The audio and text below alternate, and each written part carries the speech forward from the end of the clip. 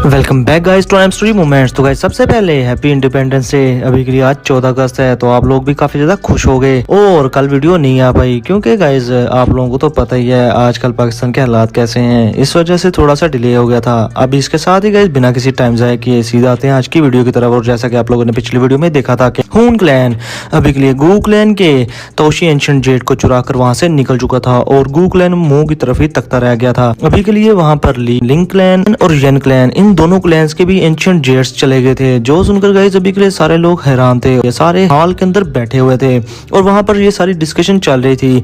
अब इसके साथ ही वो कहते हैं कि अब हमारे पास सिर्फ एक ही एंशिएंट जेड बचा है, अगर वो भी हून क्लैन के हत्थे चढ़ गया तो हमारे लिए बहुत ज्यादा आने वाले टाइम में मसला होने जाएगा। और अगर एक बार हून टियांडी दाऊडी रेलम के अंदर पहुंच गया तो तब तो हमारे एंशिएंट क्लैंस अगर मिलकर भी उसका कुछ उखाड़ना चाहे तो कुछ भी नहीं उखाड़ पाएंगे।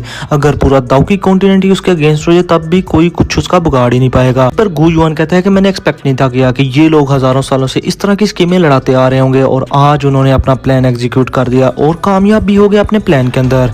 काश हमने पास्ट में शाओ क्लैन का थोड़ा बहुत साथ दिया होता। गाइस अभी के लिए ये लोग बहुत ज्यादा रिग्रेट कर रहे थे क्योंकि हजारों साल पहले शाओ क्लैन का इन्होंने साथ नहीं था दिया। इवन के गू युआन वो भी थोड़ी देर के लिए फाइट की थी उसने शाओ क्लैन के लिए, मगर ज्यादा देर तक टिका नहीं था और वहां से साइड पर हट गया था, जिसकी वजह से गाइस शाओ क्लैन डिस्ट्रॉय हो गया। और अब इन्हें अकल आ रही है कि इस दाऊकी कॉन्टिनेंट में जिस क्लैन ने हून क्लैन को रोक के रखा हुआ था और दबा के रखा हुआ था वो सिर्फ शाओ क्लैन था, बाकी इन लोगों की औकात तो कुछ भी नहीं थी। गाइस आप लोगों ने भी इनकी औकात देख ही ली है। ये तीनों क्लैन अभी के लिए मिले हुए थे और हून क्लैन ने इधर एम्बुश करके इनका तोशी एंशिएंट जेड इनके आंखों के सामने इनसे छीन लिया। और तो और लिंग क्लैन और येन क्लैन के भी तोशी एंशिएंट जेड वहां से चुरा लिए गए और वो भी सेम इस प्लान का यूज किया हून क्लैन ने। जैसे कि उन्होंने गू क्लैन का तोशी एंशिएंट जेड चुराया वैसे ही उन्होंने बाकी दो के क्लैंस के तोशी एंशिएंट जेड चुरा लिए। और इन लोगों को भी ये समझ नहीं थी आ रही कि हून क्लैन इतना ज्यादा पावरफुल कैसे है कि तीन तीन क्लैन से एक साथ ही तोशी एंशिएंट जेड यहाँ से ले गया। अगर ये एक साथ ही हून क्लैन अपनी पूरी पावर के साथ अपीयर हो जाए तो तब तो हमारा बचना मुश्किल हो जाएगा। अभी ये हालात हैं तो हून टियांडी के दाऊडी बनने के बाद क्या होगा। तो अपना शाओयन चुप करके ये सारी सिचुएशन सुन रहा था, वो कुछ भी नहीं बोलता इस मैटर पर क्योंकि हजारों साल पहले क्या हुआ उसे इतना ज्यादा पता नहीं था। लेकिन अभी के लिए वो दिल में सोच रहा था कि अगर एंशिएंट क्लैंस ने हमारे शाओ क्लैन की हेल्प नहीं थी की हून क्लैन के साथ वार में, लेकिन हून क्लैन को रोकने वाला क्लैन तो खत्म हो गया, मगर अब हून क्लैन को रोकने वाला भी कोई नहीं। और अब हून क्लैन अपने अगला शिकार इन सबको बारी बारी बनाया जा रहा है। वो बोलता है वहां पर कि हम सबको मिलना होगा, मिलकर लड़ना होगा, तभी जाकर हमारे सर्वाइवल के कुछ चांसेस हो सकते हैं। वहां पर हाल में मौजूद सभी जो बड़े लोग थे अभी के लिए उनमें मोटिवेशन बार आती है और वो कहते हैं कि हम हर हाल में मिलकर फाइट करेंगे हून क्लैन से। और अभी गू क्लैन का एल्डर कहता है कि मेरा गू क्लैन अपने आखिरी कतरे तक लड़ सकता है लेकिन किसी भी दूसरे एंशिएंट क्लैन का ब्लड ऑफस्प्रिंग कभी भी नहीं बनेगा। जिस पर लिंग क्लैन का हेड बोलता है कि सबसे ज्यादा इंपॉर्टेंट चीज ये है कि हून टियांडी किसी भी तरह से तोशी एंशिएंट मेंशन को ओपन ना करे और दाऊडी लेवल पर प्रमोट ना हो जाए। ये चीज सुनते ही अपना शाओयन वहां पर हक्का बक्का बैठा हुआ था और अभी के लिए उसे समझ आ गई थी कि वो बंदा कहना चाह रहा है कि शाओयन के पास जो लास्ट तोशी एंशिएंट जेड है वो हून क्लैन के हाथ नहीं लगना चाहिए। लेकिन अपना शाओयन तो गाइस उसने अपने फादर को बचाना था, तो शाओयन अभी के लिए चुप नहीं बैठता और वहां पर खड़े होकर सभी लोगों को ग्रीट करते हुए कहता है कि स्काई मेंशन अलायंस हर हाल में आप लोगों की मदद करेगा, लेकिन बात की जाए इस जेड की तो ये मेरी फादर की लाइफ को लेकर है। मैं इस चीज पर किसी भी से भी नेगोशिएशन नहीं करूंगा और न ही किसी से कोई बहस करूंगा। मैं आधे महीने बाद उस अपॉइंटमेंट पर जाऊंगा जिस पर हून टियांडी ने मुझे बुलाया है। पर गाइस अभी के लिए गू युआन चुप रहता है, वो अभी के लिए कुछ भी नहीं बोलता बल्कि वो दिल ही दिल में शाओयन को प्रेज कर रहा था कि ये लड़का अपने फादर और अपनों से कितनी ज्यादा मोहब्बत करता है कि उनके लिए किसी भी हद तक जाने को तैयार है। अब इसके साथ ही अपना शाओयन गू युआन से कहता है कि अंकल गू, क्या यहाँ पर 1% भी चांस है कि हम अपने एंसेस्टर शाओ शुआन को रिवाइव कर सकें। गाइस शाओ शुआन का नाम सुनते ही और उसके रिवाइवमेंट का नाम सुनते ही इन तीनों क्लैन हेड्स के मुंह पर 12 बज जाते हैं और ऐसे लग रहा था कि ये लोग बहुत ही ज्यादा शर्मिंदा है किसी बात की वजह से। गाइस शर्मिंदा क्यों ना हो, एक तो इन्होंने एंशिएंट टाइम में शाओ क्लैन की इतनी ज्यादा हेल्प नहीं की और जब शाओ क्लैन डिस्ट्रॉय हो गया तो एक एग्रीमेंट था जो कि शाओ शुआन से गू युआन का हुआ था और बाकी एंशिएंट क्लैंस का कि वो शाओ क्लैन के लोगों को तंग नहीं करेंगे और दूसरा उनको प्रोटेक्ट करेंगे। लेकिन ऐसा कुछ भी नहीं हुआ, शाओ फैमिली मरते मरते बची, वो भी शाओयन ने ही अपनी फैमिली को बचाया कि इन लोगों ने शाओ क्लैन के रास्ते में बहुत सारे रोड़े अटकाए।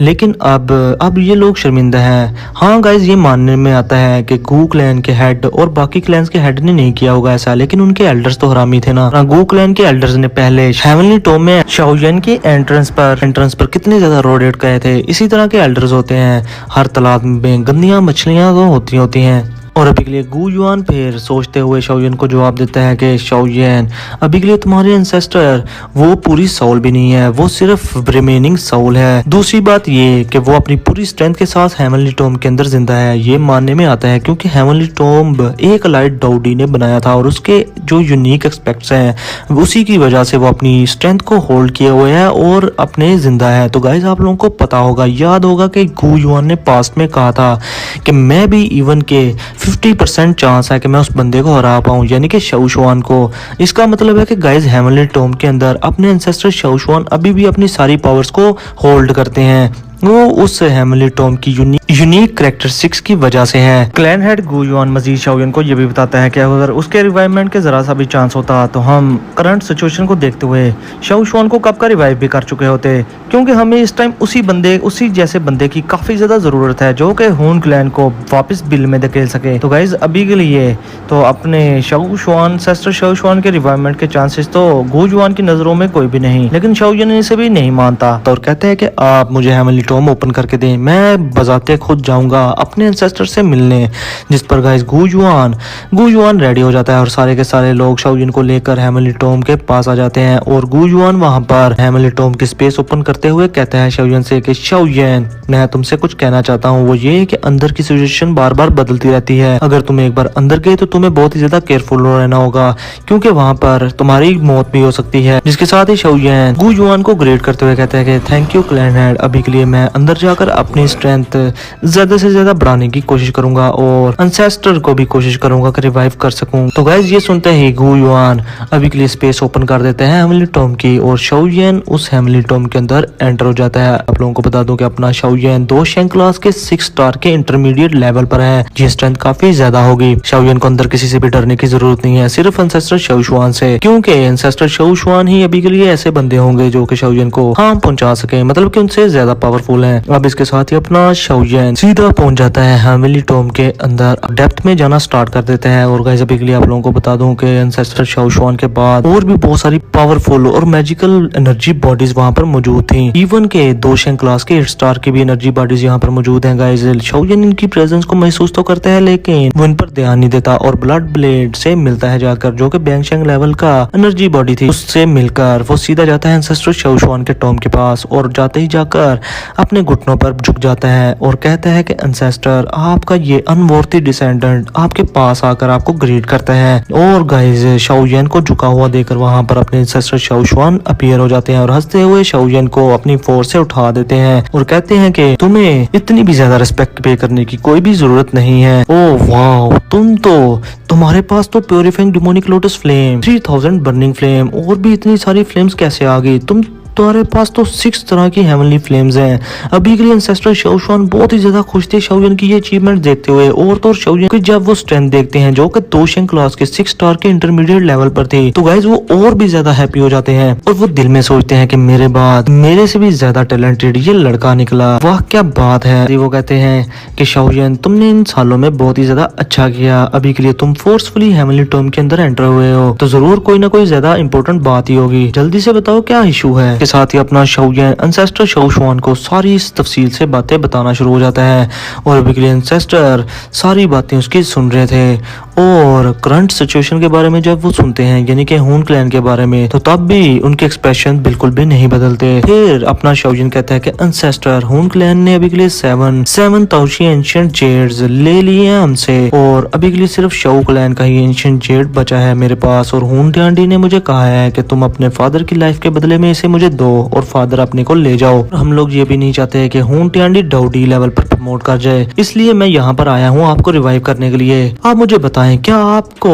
रिवाइव करने का कोई भी चांस है? क्योंकि अगर रिवाइव होने के बाद आप एक्शन लेंगे तो हून क्लैन किसी दुबकी बिल्ली की तरह कहीं बिल में जाकर छुप जाएगा, मुझे इस चीज पर पक्का यकीन है। जिसके साथ ही एंसेस्टर शाओशुआन ये चीज सुनकर थोड़े बहुत हैरान होते हैं और खुश भी होते हैं और कहते हैं कि तुम मुझे रिवाइव करना चाहते हो, बट ये इम्पॉसिबल है, ऐसा हो ही नहीं सकता। ये मेरी सोल एक ब्रोकन पार्ट है और तो और मैं सिर्फ इस हेवनली टॉम के यूनिक एस्पेक्ट की वजह से जिंदा हूँ, वरना मैं कब का इस दुनिया से डिसअपियर हो चुका होता। अभी के लिए ये जो मेरी पावर्स हैं ये भी सिर्फ इस हेवनली टॉम की वजह से ही मेरे पास हैं। जो मेरी सोल की कंडीशन है अभी के लिए तुम्हारे टीचर की सोल की तरह नहीं है कि जिसे तुम इजीली रिवाइव कर लो। हाँ, अगर तुम डाउडी लेवल पर ब्रेक थ्रू कर लो तब जाकर कहा जा सकता है कि तुम मुझे रिवाइव कर लोगे इजीली। अब गाइस इसके साथ ही शाओ जैन अपने एंसेस्टर शाओ शुआन से ये बात सुनकर थोड़ा बहुत मायूस हो जाता है और अभी के लिए एंसेस्टर शाओ शुआन से पूछता है कि आखिर उस एंशिएंट मेंशन में है क्या चीज जिसके पीछे हुंटे आंडी इस तरह से पड़ा हुआ है और उसने एंशिएंट क्लैंस को तबाह कर दिया है। जिस पर शाओ शुआन अभी के लिए बोलता है और कहता है कि पास्ट में जितने भी एंशिएंट क्लैंस तबाह हुए उसके पीछे हुंटे आंडी और हुन क्लैन ही था,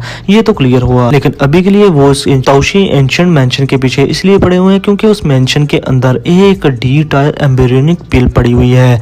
गाइस ये चीज सुनकर शाओ जैन हक्का बक्का हो जाता है क्योंकि वो अल्केमिस्ट था, उसे पता था कि डी टायर एम्ब्रियोनिक पिल होती क्या है। और शाओ जैन कहते हैं कि हजारों सालों से ये एम्ब्रियोनिक पिल तो कोई भी नहीं अभी तक बना पाया क्योंकि टायर लेवल 9 की मिस्टीरियस पिल भी इस दुनिया में बहुत ज्यादा रेयर होती है। तो डी टायर एम्ब्रियोनिक पिल आखिर कहां से आ गई, जिसके साथ एंसेस्टर शाओ शुआन बताते हैं कि पास्ट में हजारों साल पहले जब मैं 2 शैंक क्लास के 9 स्टार की पीक पर था तो मैंने बहुत कोशिश की थी ब्रेक थ्रू की डाउडी लेवल पर और हर बार मैं पहुंच भी जाता था, मगर जब मैं उस बैरियर को तोड़ने लगता था तो मुझे किसी खालीपन का एहसास होता था, ऐसा कि कोई बहुत ही ज्यादा इंपॉर्टेंट चीज मिस है और उस चीज को मैंने नाम दिया एसेंस डी की। तो गाइज अभी के लिए ये जो एसेंस डी की है ये हेवंस एंड अर्थ में पाई जाती है, लेकिन पास्ट में जब बहुत ज्यादा अलाइड डाउडी प्रोड्यूस किए दाउकी कॉन्टिनेंट ने तो ये जो एसेंस डी की थी ये खत्म होना स्टार्ट हो गई और एट द एंड ये बिल्कुल वैनिश हो गई इस पूरे दाउकी कॉन्टिनेंट से ही। वो जो डी टायर एम्ब्रियोनिक पिल है जो कि ताओशी एंशिएंट ने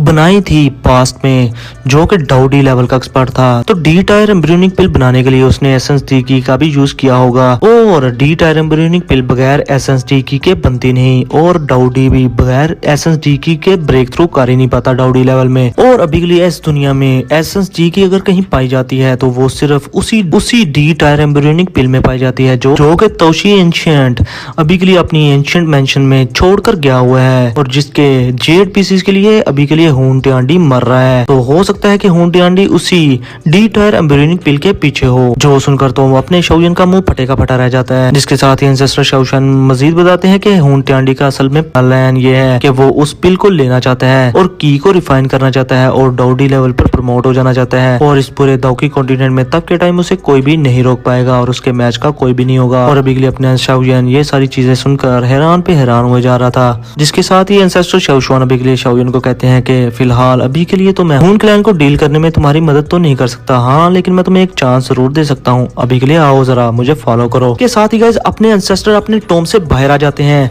अपने एंसेस्टर का टाइम पूरा 10 साल का था। 10 साल बाद अपने एंसेस्टर शाओ शुआन सिर्फ एक दिन के लिए ही अपने टॉम से बाहर आ सकते थे, लेकिन आज एंसेस्टर शाओ शुआन बिना टाइम के ही बाहर आ गए थे। गाइस कौन सी चीज थी जिसने अपने एंसेस्टर शाओ शुआन को पाबंद करके रखा हुआ था कि तुम अपने टॉम से 10 साल बाद निकलोगे?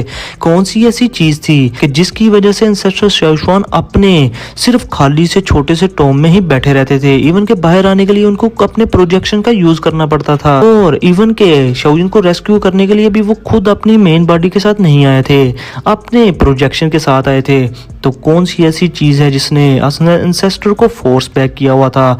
अब इसके साथ ही अपने एंसेस्टर शाओ शुआन बाहर आ जाते हैं और आसमान की तरफ मुंह करके बड़े ही सीरियस अंदाज में कहते हैं कि मैं बहुत ही देर से ये सारी चीजें देख रहा हूँ, अभी के लिए वक्त आ गया है कि तुम्हारी साउल को यहाँ से वैनिश कर दिया जाए। तो गाइस अभी के लिए वो किससे बात कर रहे हैं आने वाले वीडियो में आप लोगों को इसके बारे में पता चलेगा और बहुत ही ज्यादा मजे की अमेजिंग वीडियो नेक्स्ट होने वाली है। तो लाजमी इस वीडियो पर 500 लाइक कर दो। तो फिर मिलते हैं आप लोगों से नेक्स्ट वीडियो में, तब तक के लिए अपना और अपने प्यारों का बहुत सारा ख्याल रखें।